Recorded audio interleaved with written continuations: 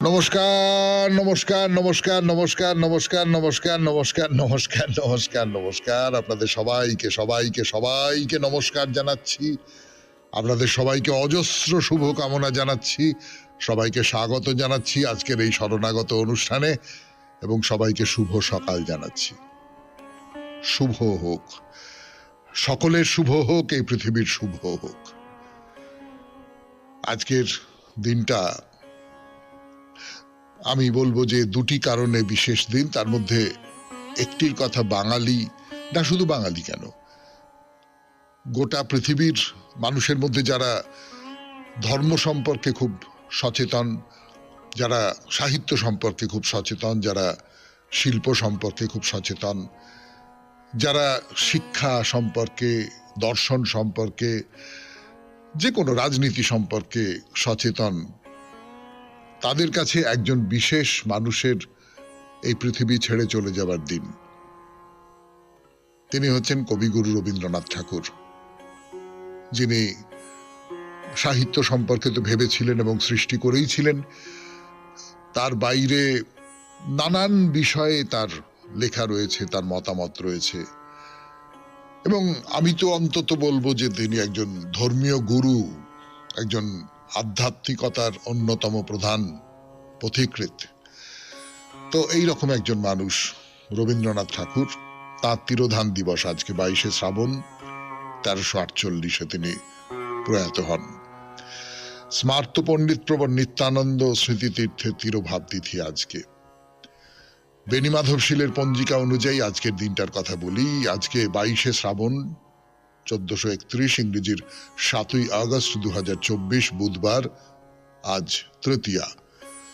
সূর্যোদয়ের সময় ভোর 5টা বেজে 13 মিনিট, সূর্যাস্তের সময় সন্ধে 6টা বেজে 13 মিনিট। নক্ষত্র পূর্ব ফল্গুনী। জন্মে সিংহ রাশি, ক্ষত্রিয় বর্ণ, নরগণ। রাত্রি 2টো বেজে 37 মিনিট গতে কন্যা রাশি, বৈশ্য বর্ণ, মতান্তরে শূদ্রবর্ণ।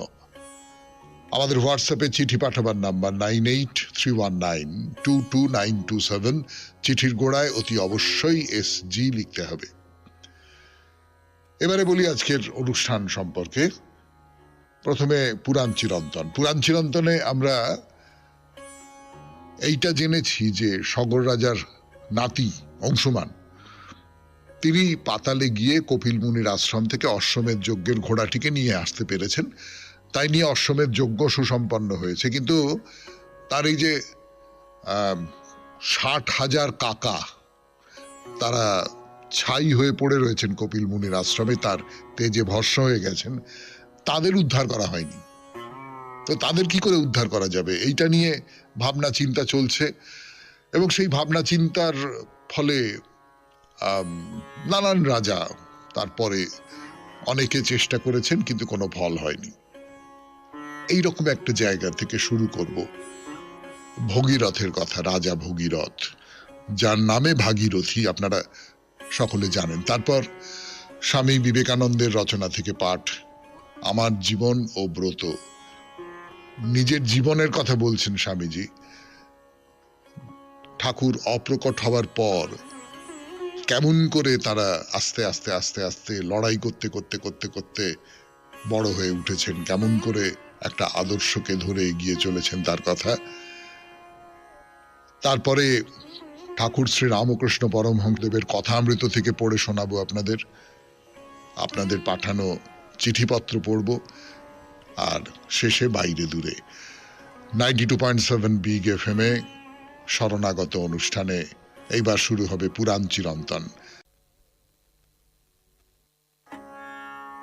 গানের পর ফিরে এলাম 92.7 বিগ FM এ শরণাগত অনুষ্ঠানে। তো সগর রাজার নাতি অংশুমান, অংশুমান তো অশ্বমেধ যজ্ঞের ঘোড়া নিয়ে এসেছেন সগর রাজার কাছে, তার ফলে অশ্বমেধ যজ্ঞ হতে পারল। তারপরে দিলীপ রাজা হলেন। দিলীপ চেষ্টা করছেন যে কি করে এই যে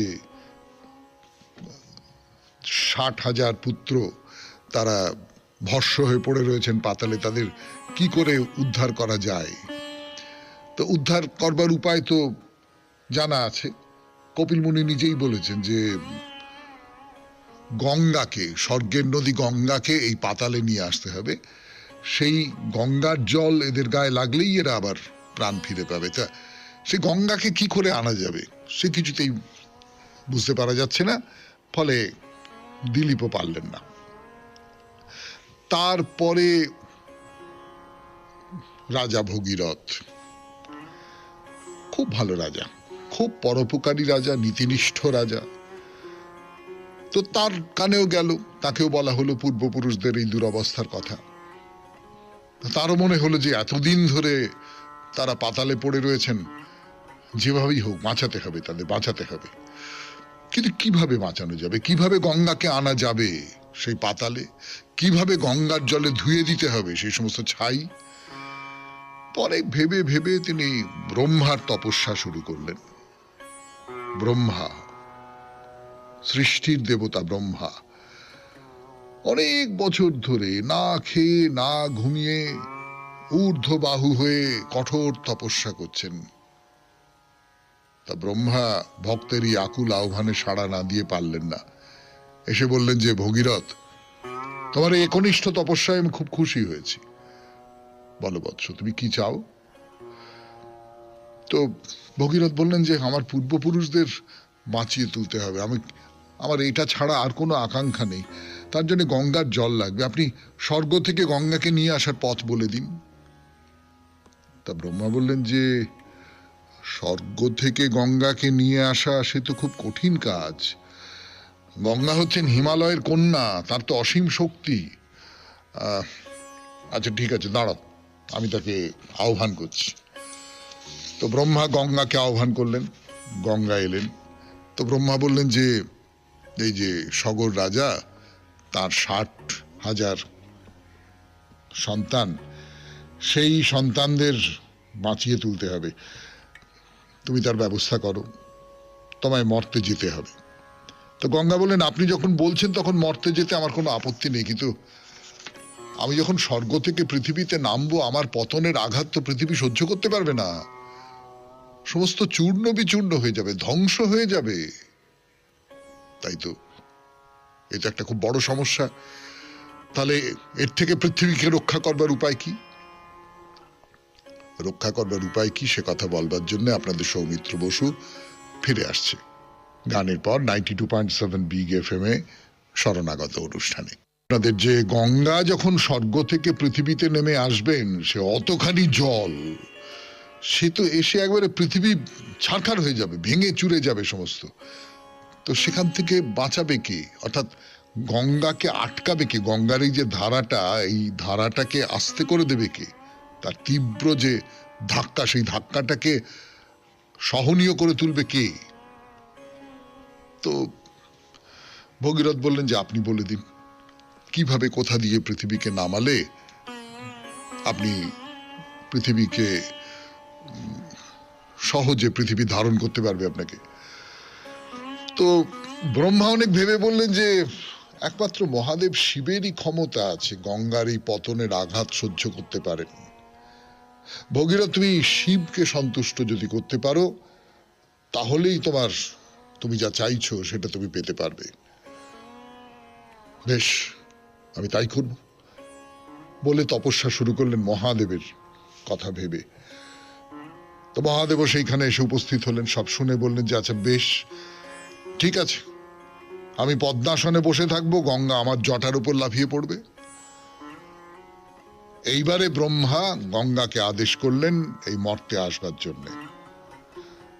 মহাদেব হিমালয়ের কোলে তার সেই জটা জুটো সহ মাথা পেতে অপেক্ষায় রইলেন গঙ্গা কখন নামবেন। পাশেই ভগীরথ রথ নিয়ে অপেক্ষা করছেন, গঙ্গা এসে শিবের জটায় নামবেন, তারপরে ভগীরথ পথ দেখিয়ে দেখিয়ে পাতালে নিয়ে যাবেন মা গঙ্গাকে। গঙ্গার মনে হচ্ছে আচ্ছা মহাদেব, এত অহংকার তোমার, হ্যাঁ? তুমি তোমার মাথায়, তোমার জটায় আমাকে ধারণ করবে, আমার বেগ প্রতিহত করবে, তারপর পৃথিবীতে আমি আস্তে আস্তে আস্তে আস্তে বয়ে যাব না? আচ্ছা বেশ, দেখাচ্ছি তোমার অহংকার ভাঙবো আমি। এমন জোরে লাফিয়ে পড়বো যে তোমাকে শুদ্ধ ভাসিয়ে নিয়ে চলে যাব, দেখি কোথায় থাকে তোমার তেজ। তো মহাদেব তো সর্বজ্ঞ, গঙ্গার মনের কথা তিনি বুঝতে পেরেছেন, একটু মুচকি হাসলেন আর কি। তো চারদিকে খবর ছড়িয়ে গেল দেবী গঙ্গা স্বর্গ থেকে মর্তে নামবেন। সেটা বিরাট ব্যাপার তো।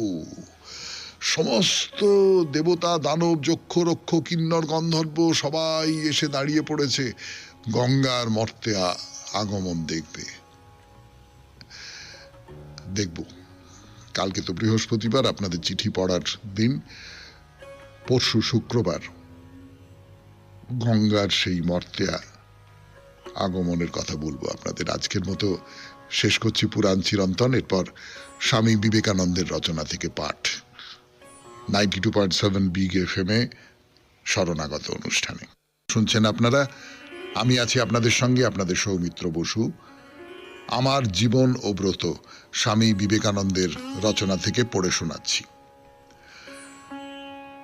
প্রথমেই আপনাদিগকে বলিব, তাহাদের বিপুল সম্ভাবনা রহিয়াছে, কারণ পৃথিবীতে তাহারা সবচেয়ে শান্ত জাতি। তাহারা যে ভীরুতা নয়, যুদ্ধক্ষেত্রে তাহারা অসুর পরিক্রমে যুদ্ধ করে। ইংরেজের শ্রেষ্ঠ সৈন্যদল ভারতীয় কৃষক সম্প্রদায় হইতে সংগৃহীত, মৃত্যুকে তাহারা গ্রাহ্য করে না। তাহাদের মনোভাব এই, এ জন্মের পূর্বে অন্তত 20 বার মরিয়াছি, হয়তো তারপর আরো অসংখ্যবার মরিব, তাহাতে কি আসে যায়। তাহারা কখনো পৃষ্ঠ প্রদর্শন করে না। বিশেষ ভাবপ্রবণ না হইলেও যোদ্ধা হিসেবে তাহারা ভালো।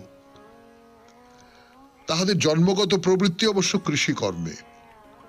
আপনি তাহাদের সর্বস্ব কাড়িয়া লউন, তাহাদের হত্যা করুন, করভারে জর্জরিত করুন, যাহা ইচ্ছা করুন, যতক্ষণ তাহাদিগকে স্বাধীনভাবে ধর্ম আচরণ করিতে দিতেছেন, তাহারা শান্ত ও নম্র থাকিবে। তাহারা কখনো অন্যের ধর্মে হস্তক্ষেপ করে না। আমাদের ভাবানুযায়ী ঈশ্বরের আরাধনা করিবার অধিকার আমাদের দাও, আর সব কাড়িয়া লও, ইহাই তাহাদের মনোভাব। ইংরেজরা যখনই ওই জায়গায় হস্তক্ষেপ করে, অমনি গন্ডগোল শুরু হয়। উহাই 1857 সালে সিপাহী বিদ্রোহের প্রকৃত কারণ। ধর্ম লইয়া নির্যাতন ভারতবাসী সহ্য করিবে না। ভারতবাসীর ধর্মে হস্তক্ষেপ করিতে গিয়াই বিশাল মুসলমান রাজ্যগুলি একেবারে ফাটিয়া বিলয় পাইল। অধিকন্তু ভারতের জনসাধারণ শান্ত, নম্র, ভদ্র। সর্বোপরি তাহারা পাপাসক্ত নয়। কোন প্রকার উত্তেজক মাদক দ্রব্য প্রচলিত না থাকায় তাহারা অন্য যে কোনো দেশের জনসাধারণ অপেক্ষা অনন্ত গুণে শ্রেষ্ঠ। এখানকার বস্তি জীবনের সহিত তুলনা করিয়া আপনারা ভারতবর্ষের দরিদ্র জনসাধারণের সুন্দর নৈতিক জীবন বুঝিতে পারিবেন না। বস্তি মানেই দারিদ্র, কিন্তু ভারতবর্ষে দারিদ্রের অর্থ পাপ, অশ্লীলতা ও অপরাধ প্রবণতা নয়। অন্যান্য দেশে এমন ব্যবস্থা যে নোংরা ও অলস ব্যক্তিরাই দরিদ্র হয়।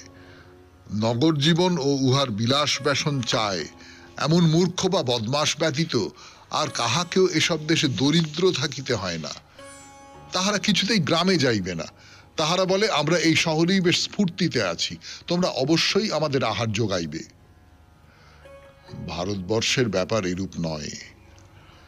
সেখানে গরিবেরা উদয়াস্ত খাটিয়া মরে, আর একজন আসিয়া তাহাদের শ্রমের ফল কাড়িয়া লয়। তাহাদের সন্তানেরা উপবাসী থাকে। লক্ষ লক্ষ টন গম ভারতে উৎপন্ন হওয়া সত্ত্বেও ক্বচিৎ কখনো একটি কণা কৃষকের মুখে যায়। আপনারা পশু পক্ষীকেও যে শস্য খাওয়াইতে চান না, ভারতের কৃষক সেই শস্যে প্রাণ ধারণ করে। এই পবিত্র সরল কৃষককুল কেন দুঃখ ভোগ করিবে? ভারতের নিমজ্জমান জনসাধারণ ও অবনমিত নারী সমাজের কথা আপনারা এত শুনিতে পান, কিন্তু কেহই তো আমাদের সাহায্য করিতে অগ্রসর হন না। অনেকে বলেন, তোমরা যদি নিজেদের স্বভাব সম্পূর্ণ পরিবর্তন করো তবেই তোমরা ভালো হইবে, তবেই তোমাদের সাহায্য করা চলে। হিন্দুদের সাহায্য করা বৃথা। কিন্তু ইহারা বিভিন্ন জাতির ইতিহাস জানেন না। ভারতবাসী যদি তাহাদের ধর্ম ও আনুষঙ্গিক রীতিনীতিগুলি পরিবর্তন করে, তবে আর ভারতবর্ষ থাকিবে না, কারণ ধর্মই ভারতবাসীর প্রাণ ও শক্তি। ভারতীয় জাতি লুপ্ত হইয়া গেলে আপনাদের সাহায্য গ্রহণ করিবার জন্য সেখানে আর কেহই থাকিবে না। শুনলেন স্বামী বিবেকানন্দের রচনা থেকে পাঠ, আমার জীবন ও ব্রত। 92.7 বিগ এফএম এ শরণাগত অনুষ্ঠানে এবারে কথামৃত।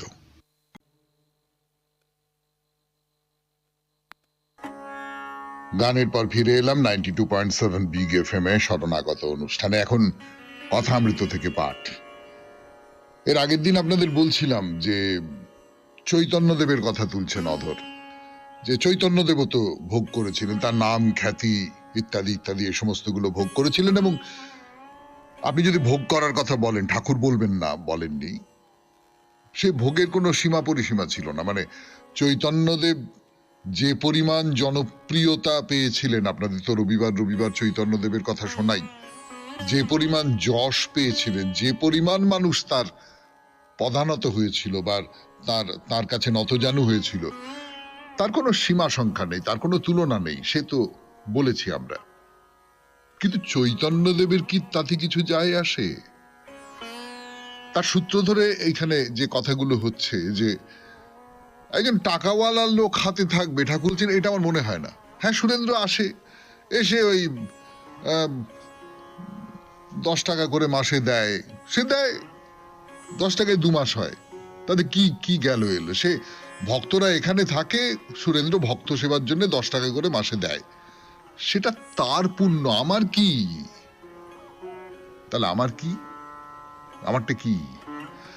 আমারটা হচ্ছে আমি রাখাল নরেন্দ্র এদের ভালোবাসি, এ তো কোনো লাভের জন্য নয়। তো এইখানে একটা সাংঘাতিক কথা বলছেন মাস্টারমশাই, বলছেন মায়ের ভালোবাসার মতো। মানে ঠাকুর যে বলছেন যে এই রাখাল নরেন এদের আমি ভালোবাসি, তো মাস্টারমশাই বলছেন মা যেমন করে ভালোবাসে আর কি, নিঃস্বার্থ ভালোবাসা যাকে বলে, ঠাকুর মায়ের এই যে নিঃস্বার্থ ভালোবাসা এইটা অস্বীকার করছেন। বলছেন যে না, মায়ের ভালোবাসা সবসময় খুব নিঃস্বার্থ নয়। কি বলছেন? বলছেন মা তবু চাকরি করে খাওয়াবে বলে অনেকটা করে, আমি এদের যে ভালোবাসি সাক্ষাৎ নারায়ণ দেখি, কথায় নয়। তাহলে মা ছেলে চাকরি করে আমাকে খাওয়াবে সেই জন্যে ভালোবাসে, এটা একটা খুব খুব কি বলবো, একটা কর্কশ বাস্তব কথা, যে এই ভালোবাসাটার মধ্যে কোথাও একটা স্বার্থ মিশে আছে। এমনকি মায়ের ভালোবাসার মধ্যেও আপনাদের অনেকে শুনতে খুব খারাপ লাগবে, কিন্তু কথাটার মধ্যে খুব মিথ্যে নেই, এটা তো আমরা আশাই করি যে সন্তান বুড়ো বয়সে মাকে দেখবে, বাবাকে দেখবে। আমরা তো বলি যে সারা জীবন ধরে বাবা মা এত ওই রকম করে আদর দিয়ে, যত্ন দিয়ে, ভালোবাসা দিয়ে, শাসন দিয়ে বড় করে তুললো, সেইটা তো ছেলে বুড়ো বয়সে তাদের দেখবে। এই যে গিভ অ্যান্ড টেকের ব্যাপারটা, এটার বদলে ওইটা, এর মধ্যে কোনো অন্যায় আছে বলে আমি মনে করছি না, একেবারেই মনে করছি না। কিন্তু কোথাও একটা স্বার্থহীনতা নয়, যাকে বলে কামগন্ধ নাই তাই, সেই যে ভালোবাসা, সেই ভালোবাসা কিন্তু এটা নয়। আর ঠাকুর কি বলছেন? ঠাকুর বলছেন আমি সাক্ষাৎ নারায়ণ দেখি। কিন্তু এই যে নারায়ণকে ভালোবাসা, আমরা নারায়ণকে যেভাবে ভালোবাসি অধিকাংশ মানুষ হয়তো সেই রকম করে কি ভালোবাসা? আমরা যে ঠাকুর পুজো করি তার বদলে আমরা তো প্রার্থনা করি ঠাকুর এইটা দাও, ওইটা দাও, সেইটা দাও, নানান রকম করি। কিন্তু ঠাকুরের যে ভালোবাসা, যথার্থ যে ভালোবাসা, যথার্থ যে ভগবানকে ভালোবাসা, সে তো এইটা নয়। শুনছেন কথামৃত থেকে পাঠ, 92.7 বিগ এফএম এ শরণাগত অনুষ্ঠানে। আরো পাঠ করবার জন্য ফিরে আসছে আপনাদের সৌমিত্র বসু গানের পর। ঠাকুরের সঙ্গে অধরের কথা হচ্ছে, এবং কথাগুলো খুব মানে সংসারী লোকের পক্ষে খুব গুরুত্বপূর্ণ আর কি, মানে আমাদের মতো মানুষজনের পক্ষে খুব গুরুত্বপূর্ণ। তার কারণ অধর একেবারে সংসারী মানুষ, তিনি একটা চাকরি করেন, সেই চাকরিতে মোটামুটি সেই যুগের পক্ষে ভালো মাইনে পান, কিন্তু তিনি আরো বেশি মাইনে, আরো ভালো মাইনের একটা চাকরির জন্য চেষ্টা করছেন, এবং সেটা চেষ্টা করতে গিয়ে ঠাকুরকে বলছেন যে একটু মাকে বলবার জন্য। তো তার সঙ্গে ঠাকুরের যে কথোপকথন, সেইটা হচ্ছে একেবারে আমরা যে সংসারী মানুষজনের আছি আমাদের সঙ্গে যেন ঠাকুরের কথোপকথন। তো ঠাকুর কি বলছেন? শ্রীরামকৃষ্ণ পরমহংসদেব বলছেন, শোনো, আলো জ্বললে বাদুলে পোকার অভাব হয় না। তাকে লাভ করলে তিনি সব জোগাড় করে দেন, কোনো অভাব রাখেন না। তিনি হৃদয় মধ্যে এলে সেবা করবার লোক অনেক এসে জোটে। এই যে কথাটা, এই কথাটার এই মানে হতে পারে যে হ্যাঁ, ভগবান যদি দয়া করেন তাহলে আমার সুখ হবে, সম্পদ হবে, অনেক টাকা পয়সা হবে, অনেক সুন্দরী নারীরা আমার চারপাশে ঘুরে ঘুরে বেড়াবে, আমার আর কোনো কিছুরই কোনো অভাব থাকবে না, ইত্যাদি ইত্যাদি ইত্যাদি ইত্যাদি ইত্যাদি। এইটা একটা মানে হতে পারে, কিন্তু এই মানেতে ঠাকুর বলছেন না। আমি মনে করি না এই মানেতে বলছেন। যদি আমি বলি যে ঠাকুর তো তাকে পেয়েছিলেন, তা ঠাকুরের কি হয়েছে? ঠাকুরের গাড়ি হয়েছে, অন্যের গাড়িতে করে জানত। ঠাকুরের নিজের বাড়ি হয়েছে, ওই তো একটা দক্ষিণেশ্বরে একটা বাড়িতে ঘরে একটা থাকেন। ঠাকুরের কি হয়েছে? কিছুই হয়নি। কিন্তু এই যে কিছু হয়নি, এই যে কিছুই প্রাপ্তি ঘটেনি, আমি জাগতিক দিক থেকে যে প্রাপ্তি তার কথা বলছি, কিছুই যে প্রাপ্তি ঘটেনি, তাতেই তিনি সন্তুষ্ট, তাতেই তিনি আনন্দময় হয়ে আসেন। এইটা এইটা ঈশ্বর দিতে পারেন। তিনি হৃদয় মধ্যে এলে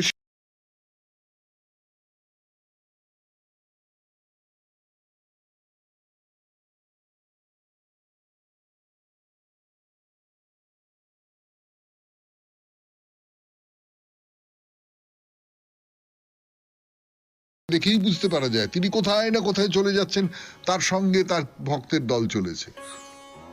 তারা তাদের সংসার, তাদের পার্থিবতা, তাদের কাজকর্ম সেই সমস্ত ফেলে চৈতন্যদেবের সঙ্গে যাচ্ছে। এইটা তো হয় বলে ঠাকুর একটা গল্প বলছেন। গল্পটা কি? একটি ছোকরা সন্ন্যাসী গৃহস্থ বাড়ি ভিক্ষা করতে গিয়েছিল। সে আজন্ম সন্ন্যাসী, সংসারের বিষয়ে কিছু জানে না। তো গৃহস্থের একটি যুবতী মেয়ে এসে ভিক্ষা দিল। তা সন্ন্যাসী বললে, মা, এর বুকে কি ফোড়া হয়েছে? মেয়েটির মা বললেন, না বাবা, ওর পেটে ছেলে হবে বলে ঈশ্বর স্তন করে দিয়েছেন, ওই স্তনের দুধ ছেলে খাবে। সন্ন্যাসী তখন বললে, তবে আর আমার ভাবনা কি? আমি আর কেন ভিক্ষা করব? যিনি আমায় সৃষ্টি করেছেন তিনি আমায় খেতে দেবেন। কি আশ্চর্য গল্প না? হ্যাঁ, সত্যি সত্যি প্রকৃতি বলুন, ভগবান বলুন, তিনি মায়ের বুকে অমৃত ধারা রেখে দিয়েছেন কেন না তার ছেলে খাবে বলে। আপনি যদি ঈশ্বরের কথা বাদ দেন, আপনি যদি প্রকৃতির কথা বলেন, জীবজন্তু, স্তন্যপায়ী প্রাণী যারা আছে, তাদের সকলের বুকের মধ্যে ওইটা রেখে দিয়েছেন যে সন্তান আসবে, সে খাবে, তার জন্য সমস্ত ব্যবস্থা করে রাখা হয়েছে। তাহলে আর আমার ভাবনা কি? ও তিনি দেবেন, সব দেবেন, তিনি দেবেন, তার উপর ভরসা রাখতে হবে শুধু। শুনছেন কথামৃত থেকে পাঠ, 92.7 বিগ এফএম এ শরণাগত অনুষ্ঠানে। একটু গান শুনি, তারপরে আবার আরো খানিকটা অংশ পড়ে শোনাবো আপনাদের। ঠাকুর বলছেন 92.7 বিগ এফএম এ শরণাগত অনুষ্ঠানে সেই সব কথা শোনাচ্ছি আপনাদের। ঠাকুর বলছেন, শোনো, যে উপপতির জন্য সব ত্যাগ করে এলো, সে বলবে না শালা তোর বুকে বসবো আর খাবো। কারণ সে তো ত্যাগ করে এসেছে, সে অনেক কিছু ত্যাগ করে এসেছে, তার মধ্যে আর সেই স্পর্ধাটা থাকবে না। ত্যাগ করে যে আসে সে ভালোবাসার দাবি করতে পারে, আর অন্য কোনো কিছুর দাবি করতে পারে না। এই একের পর এক বলছেন নানান রকম সব কথা। বলছেন, ন্যাংটা বললে কোন রাজা সোনার থালা সোনার গেলাস দিয়ে সাধুদের খাওয়ালে। কাশিতে মঠে দেখলাম মহান্তর কত মান, বড় বড় খোট্টারা হাত জোড় করে দাঁড়িয়ে আছে আর বলছে কি আজ্ঞা। কিন্তু ঠিক ঠিক সাধু, ঠিক ঠিক ত্যাগী, সোনার থালও চায় না, মানও চায় না। তবে ঈশ্বর তাদের কোনো অভাব রাখেন না, তাকে পেতে গেলে যা যা দরকার সব জোগাড় করে দেন। এই যে আমরা যারা বিষয়ী লোক, তাদের একটা মানের ধারণা আছে না, একটা না অমুক আমাকে নেমন্তন্ন করলো, তারপরে কিরকম একটা এক কোণে বসিয়ে খাওয়ালো, এটা কিরকম হলো না, এটা তো ঠিক হলো না। বা অমুক আমাকে ডাকলো ডেকে তারপরে আর আমাকে বক্তৃতা দিতে বললো না। এইটা তাহলে আমাকে কেন ডাকলো, আমি কেন গেলাম? এই যে অভিমান, এই অভিমানটা আমাদের আছে। এই অভিমানটা যে বড় বড় মানুষদের মধ্যে নেই তা নয়, যাদের সন্ন্যাসী বলি তাদের মধ্যেও যে নেই এমনটা নয়, কিন্তু তাদের মধ্যেও আছে। কিন্তু সত্যিকারের যিনি যোগী, সত্যিকারের যিনি ত্যাগী, তার এতে কিচ্ছু যায় আসে না। মানে আমি এই ধরনের মানুষ কিছু দেখেছি, সম্পূর্ণ তো অহং বিসর্জন দেওয়া মানুষ দেখেছি কিনা বলতে পারবো না, কিন্তু সত্যি সত্যি দেখেছি কোনো কিছুতেই কিছু যায় আসে না। তাকে যেখানে আস্থা খুঁড়ে বসতে দেওয়া হয়েছে তিনি হাসি মুখে, তাই ঠাকুরের কথাই তো, ঠাকুরও তো, ঠাকুরকে অনাদর করা হয়েছে। কাজের বাড়ির মধ্যে অনেক লোকজন, তার মধ্যে ঠাকুরের দিকে আলাদা করে চোখ পড়েনি, ভক্তরা রেগে আগুন, ঠাকুরের কিছু মনে টনে হচ্ছে না, কিচ্ছু না। তো এই এই মানে ঠাকুরের কথাটা হচ্ছে ওই ঠিক ঠিক ত্যাগী, ঠিক ঠিক সাধু সোনার থালও চায় না, মানও চায় না, তবে ঈশ্বর তাদের কোনো অভাব রাখেন না। তাকে পেতে গেলে যা যা দরকার সব জোগাড় করে দেন। শুনলেন কথামৃত থেকে পাঠ 92.7 বিগ এফএম এ শরণাগত অনুষ্ঠানে। এখন একটু গান শুনবো, গানের পর চিঠিপত্র। গানের পর এবার আপনাদের চিঠিপত্র। আজকের চিঠিটি লিখেছেন সবিতা রায়চৌধুরী, শিবপুর বি গার্ডেন থেকে। বিষয় আকাশের রং। কাল থেকে ছোটবেলার কথা, ছোটবেলার মধুর স্মৃতি, সেই সমস্ত নিয়ে আপনাদের অজস্র চিঠি এসেছে এবং আমার ধারণাই ছিল যে প্রচুর চিঠি মানুষ লিখবেন। এখন বেশ কিছুদিন ধরে ওই ছোটবেলার কথাই পড়া হবে বুঝতে পারছি। আজকে আকাশের রং, সবিতা রায়চৌধুরীর চিঠি। শ্রদ্ধেয় সৌমিত্রবাবু, আমার সশ্রদ্ধ প্রণাম নেবেন। আকাশের রং নিয়ে 2 লাইন লেখার চেষ্টা করলাম। পৃথিবীর রং নীলাভ, নীলাভ আকাশ। ছোট থেকে পড়াশোনা করে তাই শুনে এসেছি, দেখে এসেছি। দেখেছি 7 রঙের রামধনু কিভাবে আকাশের বুকে ছড়িয়ে রয়েছে। অসাধারণ সে এক অনুভূতি, চোখ সরাতে ইচ্ছে করে না। দাঁড়িয়ে তাকে আস্তে আস্তে মিলিয়ে যেতেও দেখেছি। তাই মনে হয় আকাশের রং শুধু নীল নয়, অনেক রঙে রাঙিয়ে আছে আকাশ, যা আমাদের মুগ্ধ করে। শরৎকালের আকাশের সে সুন্দর বর্ণনা বলতে গেলে হয়তো লেখা শেষ হবে না। সারা বছরের অপেক্ষা থাকে, সমস্ত ঋতুর মধ্যে সেই এক বিশেষ ঋতুর যে সময় আকাশ থেকে চোখ সরানো অসম্ভব। একদিকে সাদা পেঁজা তুলোর মতন মেঘ ভেসে বেড়ানো, আর একদিকে স্বচ্ছ নীল আকাশ। আবার বর্ষাকালে কালিমা মাখা সেই আকাশেরই আর এক রূপ। বৃষ্টি হওয়ার পর স্নিগ্ধ আকাশের আরেক রূপ। মা বাবার চেনানো সেই আকাশের রঙের কথা মনে করিয়ে দেওয়ার জন্য আপনাকে অনেক ধন্যবাদ। অনেকদিন পর এই ছোট্ট লেখাটি লিখলাম, নিজের মনের কথা কিছুটা ভাগ করে নেব বলে। শরণাগত সকল বন্ধুদের জানাই আন্তরিক শুভেচ্ছা ও ভালোবাসা। সকলেই খুব ভালো থাকবেন। লেখাটি যদি পাঠযোগ্য মনে করেন পড়ে শোনালে কৃতজ্ঞ থাকব। বিনীতা, সবিতা রায়চৌধুরী। সবিতা দেবী, অনেক ধন্যবাদ। সত্যি সত্যি আপনি আকাশকে ভালোবেসেছেন, সেই ভালোবাসার প্রকাশ ঘটেছে এই চিঠিতে। সুন্দর চিঠি, নিশ্চয়ই শ্রোতারাও খুব পছন্দ করবেন। এরপর বাইরে দূরে। আমরা এখন জয়রামবাটিতে, শুনছেন 92.7 বিগ এফএম এ শরণাগত। এরপর জয়রামবাটি, বাইরে দূরে। হ্যাঁ, বাইরে দূরেতে জয়রামবাটিতে এসেছি আমরা। তালপুকুরের সামনে দাঁড়িয়ে আছি। আচ্ছা, তালপুকুর শব্দটা শুনলেই পিছু পিছু কোন কথা মনে আসে বলুন তো? ঘটি ডোবে না। না না না না, এই প্রবাদের সঙ্গে আমাদের এই তালপুকুরের কোনো সম্পর্ক নেই। এই পুকুরের মাহাত্ম্য এই, মা শারদা এখানে নিয়মিত আসতেন, স্নান করে সিংহবাহিনীর মন্দিরে পুজো দিতে যেতেন। তাহলে ভালো করে সিংহবাহিনীর মন্দিরটাই দেখা যাক। খুব যে বড় মন্দির তা বলতে পারবো না, কিন্তু বহু প্রাচীন এবং খুব সুন্দর করে, যাকে বলে একেবারে ঝকঝকে পরিপাটি করে রাখা হয়েছে। লম্বা টানা আটচালা চলে গেছে, তার উপরে মন্দিরের চূড়া। বাইরের নাটদালানটা হলুদ রঙের, মন্দিরের রং অবশ্য সাদা। ভেতরে ঢুকে পড়ুন।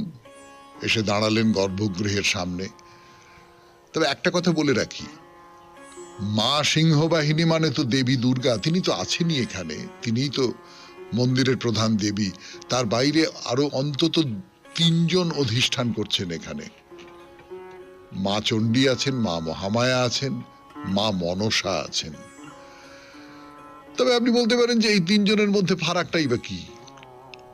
দুর্গা, চণ্ডী, মহামায়া, মনসা, এ তো একই দেবীর নানান রূপ। শক্তি দেবী তো সেই একই, কিন্তু মূর্তি তো আলাদা আলাদা, কাহিনী তো আলাদা আলাদা, সেটা তো ভাবতে হবে। যাই হোক, মূল যে মন্দিরের গর্ভগৃহ, তার দোরগোড়ায় এসে দাঁড়িয়েছি আমরা। মন্দিরের রং গোলাপি, তার সঙ্গে সাদা দেওয়াল, সুন্দর লাগছে দেখতে। কমলা রঙের মাথাওয়ালা 2টি থামের ওপারে গ্রিল দেওয়া দরজা। ঢুকে পড়তে পারবেন, কিন্তু আপনাকে আটকে দেবে গর্ভগৃহের বাইরে লাগানো একটা ঘোষণা, গর্ভমন্দিরের ভেতরে সাধারণের প্রবেশ নিষেধ।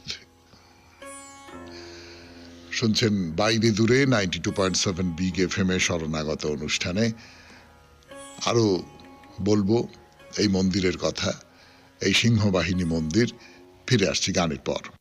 যা বলছিলাম, একেবারে ঘোষণা করে দেওয়া আছে যে গর্ভগৃহের ভেতরে সাধারণের প্রবেশ নিষেধ। 92.7 বিগ FM এ শুনছেন শরণাগত। একেবারে শেষ পর্যায়ে এসে পৌঁছেছি আমরা, বাইরে দূরের শেষ পর্যায়ে। তো তাহলে আর কি, গর্ভগৃহের বাইরে থেকেই দর্শন করুন। দরজার গায়ে আর একটা কথা লেখা আছে, মা চণ্ডী, মা সিংহবাহিনী, মা মহামায়া আর মা মনসা। তার মানে এই 4 দেবীর অধিষ্ঠান হয়ে রয়েছে এইখানে। আচ্ছা, ভেতরে ঢুকে দেখায় না হয় নিষেধ আছে, কিন্তু বাইরে থেকে উঁকি মারতে তো কোনো অসুবিধে নেই। বাইরে থেকে পরিষ্কার দেখা যাচ্ছে সাদা পাথরের মেঝে, সাদা পাথরের সিঁড়ি 3 ধাপ উঠে, তার উপরে ঠাকুরের বেদি, বেদির উপরে সিংহাসন, সেই সিংহাসনে পাশাপাশি দেবীদের মূর্তি দাঁড়িয়ে আছে, কালো কোষ্ঠী পাথরে তৈরি দেবী মূর্তি। এই যে সিংহবাহিনীর মন্দির এবং এই যে দেবী বা দেবীরা, এরা কিন্তু খুব জাগ্রত, এবং এই মন্দিরের মাটি নাকি খুব পবিত্র। এই নিয়ে নানান রকম সব গল্প আছে, কিন্তু সেসব বলবার সময় তো এখন নেই। এইটুকুই শুধু বলবার, বহু দূর দূরান্তর থেকে মানুষ আসেন এই সিংহবাহিনীকে দর্শন করবার জন্য। বিখ্যাত মন্দির দর্শন করা হলো, এইবার তাহলে কোথায় যাওয়া যায়? চলুন এই জয়রামবাটিতে আর একটা মন্দির দেখতে যাই, চলুন। এবারে যে মন্দিরের সামনে এসে দাঁড়িয়েছি তার নাম যাত্রা সিদ্ধি মন্দির। ইনি হলেন এই জয়রামবাটির খুব সম্পন্ন দত্ত পরিবারের কুলদেবতা, ধর্মরাজ যাত্রা সিদ্ধির মন্দির। এর সঙ্গেও কিন্তু মা শারদার একটা সম্পর্ক আছে। মানে দূর কোনো জায়গায় যাত্রা করবার আগে মা এখানে আসবেনই যাত্রা সিদ্ধির জন্য, এবং দেবতাকে সন্তুষ্ট করে যাবেন। এই মন্দিরে অবশ্য গর্ভগৃহে প্রবেশের ব্যাপারে কোনো বিধিনিষেধ নেই। এসে দাঁড়ালেন গর্ভগৃহের সামনে। ভেতরে 2টি মূর্তি, একটি স্বয়ং ঠাকুর শ্রী রামকৃষ্ণ পরমহংসদেবের, অপরটি তার আরাধ্যা মহাকালীর। আজকের মতো শেষ করি শরণাগত। আমাদের হোয়াটসঅ্যাপে চিঠি পাঠাবার নাম্বার 9831922927। চিঠির গোড়ায় অতি অবশ্যই SG লিখতে হবে। এবারে কবিতা। এই অজানা সাগর জলে বিকেল বেলার আলো লাগলো আমার ভালো। কেউ দেখে, কেউ নাই বা দেখে, রাখবে না কেউ মনে, এমনতর ফেলা ছড়ার হিসাব কি কেউ গোনে? এই দেখে মোর ভরল বুকের কোণ, কোথা থেকে নামলো রে সেই খ্যাপা দিনের মন। যেদিন অকারণ হঠাৎ হাওয়ায় যৌবনেরই ঢেউ ছলছলিয়ে উঠত প্রাণে, জানত না তা কেউ। লাগতো আমার আপন গানের নেশা, অনাগত ফাগুন দিনের বেদন দিয়ে মেশা। সে গান যারা শুনতো তারা আড়াল থেকে এসে আড়ালেতে লুকিয়ে যেত হেসে। হয়তো তাদের দেবার ছিল কিছু, আভাসে কেউ জানায়নি তা, নয়ন করে নিচু। হয়তো তাদের সারাদিনের মাঝে পড়তো বাধা এক বেলাকার কাজে। চমক লাগা নিমেষগুলি সেই হয়তো বা কার মনে আছে, হয়তো মনে নেই। জ্যোৎস্না রাতে একলা ছাদের পরে উদার অনাদরে কাটতো প্রহর লক্ষ্যবিহীন প্রাণে, মূল্যবিহীন গানে। মোর জীবনে বিশ্বজনের অজানা সেই দিন বাজতো তাহার বুকের মাঝে খামখেয়ালি বিন। যেমনতর এই সাগরে নিত্য সোনায় নীলে রূপ হারানো রাধা শ্যামের দোলন দোহায় মিলে। যেমনতর ছুটির দিনে এমনি বিকেল বেলা দেওয়া নেওয়ার নাই কোনো দায়, শুধু হওয়ার খেলা। অজানাতে ভাসিয়ে দেওয়া আলো ছায়ার ভেলা। খুব ভালো থাকবেন, আনন্দে থাকবেন। নমস্কার।